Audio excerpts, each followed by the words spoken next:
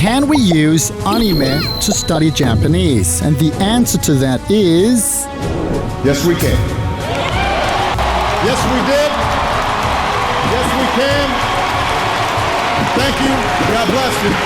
That's it. Thank you for watching. Don't forget to subscribe, ring the bell, do all that kind of stuff. Okay, joking aside, as I see it, anime is a really good study resource. Thanks to your favorite voice actors, the language is clear and deliciously delivered. And unlike your teacher's favorite textbook, anime is entertaining, which is a huge factor. The thing is, if it ain't fun, you ain't gonna do it. Especially nowadays, after years of TikTok scrolling and stuff, now with the attention span of like a dog at a rave party, it's good to have material that helps you stay focused. But why would anyone in the first place doubt whether or not it's a good idea to use anime, whether or not you should be studying this language with your wife or whatever? What's the problem with using anime? Well, they say that the spoken language in anime is a bit unnatural.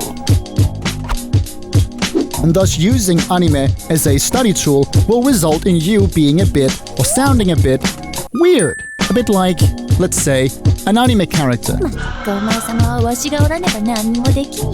So let's address this. Obviously, if you're watching an anime with a, let's say, a bit of a fantasy setting, a world with magic and spells, there'll be some vocabulary and stuff that you won't get to use much in your daily life. Why? Well, because you're not a wizard, Harry. Instead, as you watch and take notes, just use the stuff that's relevant for you and your life. You know, my life's boring and... But even if you don't get to use this vocabulary much in your day-to-day life, I would still say you need to know it. Otherwise, how are you going to watch all these magical shows and understand any of it? The Japanese, they know all of this stuff. They know all of these anime words, even the ones that don't watch anime. And if they're able to, let's say, watch Pokemon for hours without sounding like a wannabe Pokemon master later, surely we'll be able to do that too. My guess is that if you're the kind of person who likes to watch anime as a kid, you probably also watched a lot of cartoons or maybe English dubs of anime, and somehow you still managed to grow up and learn how to speak proper English. So I'm sure you can do the same thing with Japanese. You just need to have decent knowledge about Japanese grammar and to know some stuff about Japanese, just a bit about Japanese culture, and that way the next time you're watching some anime show and your favorite overpowered teenage protagonist thing pops up and calls the bad guy Kisama, you know that this is not a word that you should use maybe tomorrow at work when your boss asks you to do something. If you use anime to study with, and if you like anime, I think you should, just still balance it out a little bit.